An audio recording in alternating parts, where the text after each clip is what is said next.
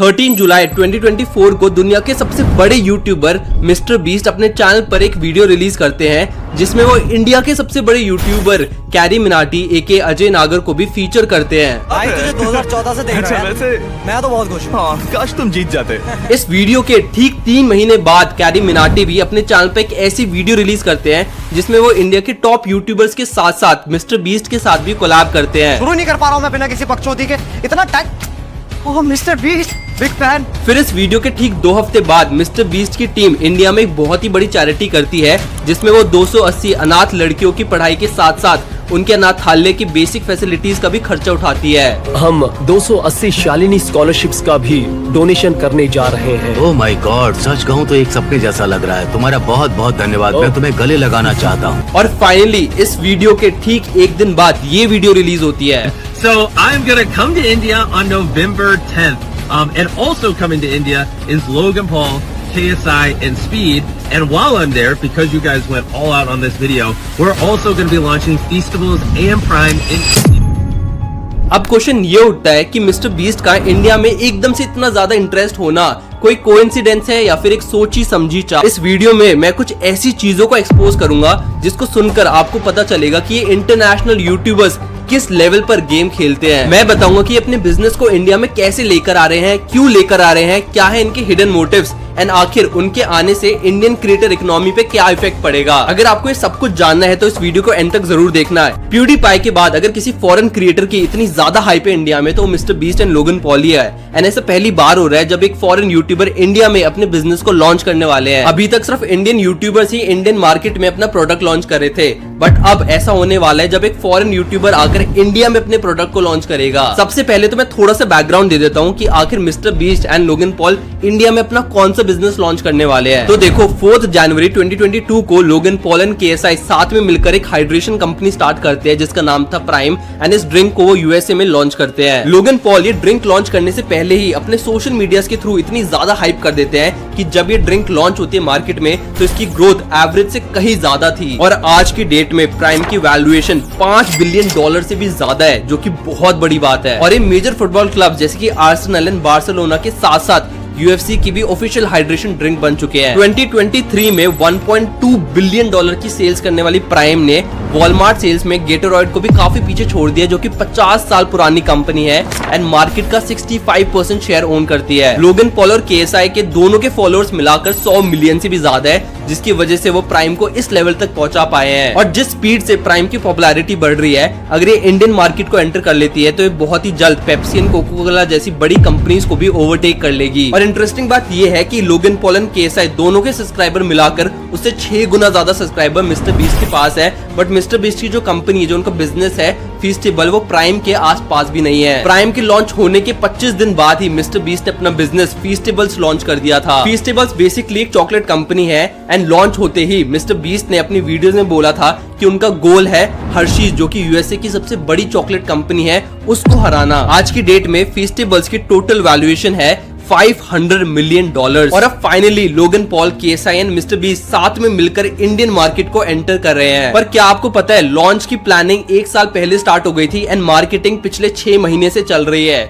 जी देखो, सबसे पहले मिस्टर बीस्ट ने इंडिया के सबसे बड़े यूट्यूबर कैरी मिनाटी को अपनी वीडियो में इन्वाइट किया ताकि उन्हें इंडियन ऑडियंस मिल जाए। इनफैक्ट इसी वीडियो में कैरी मिनाटी को टीम अप किया गया लोगन पॉल के साथ ताकि उन दोनों की भी दोस्ती हो जाए। उसके बाद कैरी के चैनल पर अपना रोस्ट बनवाया जो कि हिंदी में था। इनफैक्ट ये कैरी मिनाटी के चैनल पर सबसे बड़ी वीडियो है क्योंकि इसमें इंडिया के 14 से भी ज्यादा टॉप यूट्यूबर्स हैं जिनके टोटल सब्सक्राइबर्स बेस 600 मिलियन से भी ज्यादा है। इस वीडियो पर कुछ ही टाइम में 60 मिलियन से भी ज्यादा व्यूज आ गए थे और 9 मिलियन से भी ज्यादा लाइक्स हैं। और अब जब मिस्टर बीस्ट ने अपने बिजनेस को इंडिया में लॉन्च कर दिया है तो हम लोग बोल सकते हैं कि ये वीडियो एक ब्रांड कोलैबोरेशन ही थी, क्योंकि इस क्लिप में आप आराम से देख सकते हो कि पीछे फीस्टेबल्स की एड चल रही है। And I won't be surprise अगर इस वीडियो की production cost Logan Paul and mister beast ने ही फंड की हो। और मेरे को तो ऐसा लग रहा है कि वो बहुत ही जल्द कैरी मिनाटी को अपना ब्रांड एम्बेसडर बना सकते हैं। एंड अगर ऐसा हो गया तो उनकी ये ब्रांड 1-2 साल में ही इंडिया में टॉप टॉप पर आ जाएगी। नाउ आई नो आप में से काफी लोग सोच रहे होंगे कि Amazon पर प्राइम की 500 ml की बोतल 400 रुपए की है एंड फीस्टेबल्स चॉकलेट 400 से 600 रुपए की है।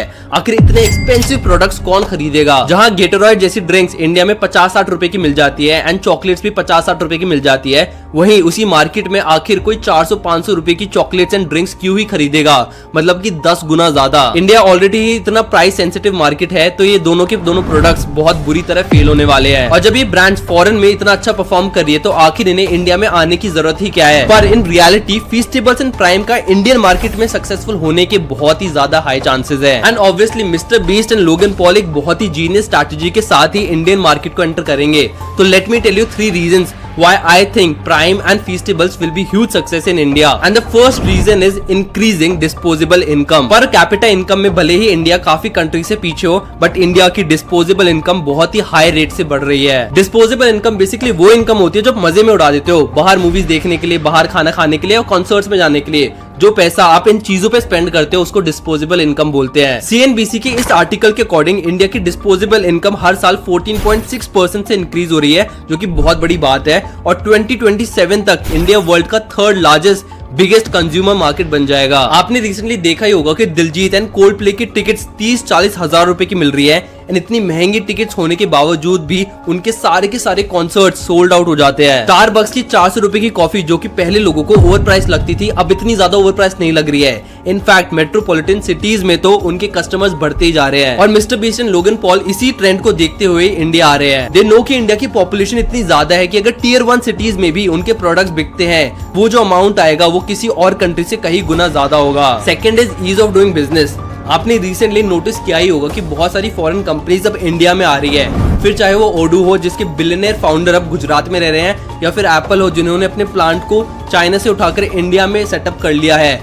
बहुत सारी फॉरेन कंपनीज अब इंडिया में एंटर कर रही है एंड इसके पीछे 2 बड़े रीजंस हैं। First one is cheap labour and second one is cheap manufacturing. India Times के इस आर्टिकल के according India has cheapest manufacturing cost globally. अब भले ही इंडिया में प्राइम एंड फीस्टेबल की कॉस्ट 400-500 रुपए है, बट ऑफिशियली लॉन्च होने के बाद इसके प्राइसेस डेफिनेटली ड्रास्टिकली रिड्यूस होने वाले हैं। बिजनेस में market analysis and competitor research करना बहुत ही इंपॉर्टेंट होता है। Mister Beast and Logan Paul $1 billion startups चला रहे हैं, तो डेफिनेटली वो ये रिसर्च तो करके ही आएंगे। हर प्रोडक्ट का प्राइस हर कंट्री में अलग होता है और ये प्राइस उस कंट्री के मार्केट और कंज्यूमर बिहेवियर को एनालाइज करके ही डिसाइड होता है। गेटोरॉयड का प्राइस ऑब्वियसली इंडिया से कंपेयर करें तो यूएसए में कई गुना ज्यादा है, तो डेफिनेटली प्राइम एंड फीस्टेबल का प्राइस भी काफी कम होने वाला है। और वैसे भी फिलहाल प्राइम एंड फीस्टेबल्स का प्राइस इंडिया में इतना ज्यादा इसीलिए है क्योंकि इन प्रोडक्ट्स को पहले इंपोर्ट किया जाता है, जिसकी वजह से इस पे काफी ज्यादा टैक्सेस लगते हैं एंड ट्रांसपोर्टेशन के जो एक्सपेंसेस है वो भी बहुत ज्यादा बढ़ जाते हैं एंड इसी वजह से फिलहाल इनका प्राइस इतना ज्यादा हाई है इंडियन मार्केट में। पर जब ये प्रोडक्ट इंडिया में ऑफिशियली लॉन्च हो जाएगा तो इसकी मैन्युफैक्चरिंग प्लांट भी इंडिया में ही सेटअप हो जाएगी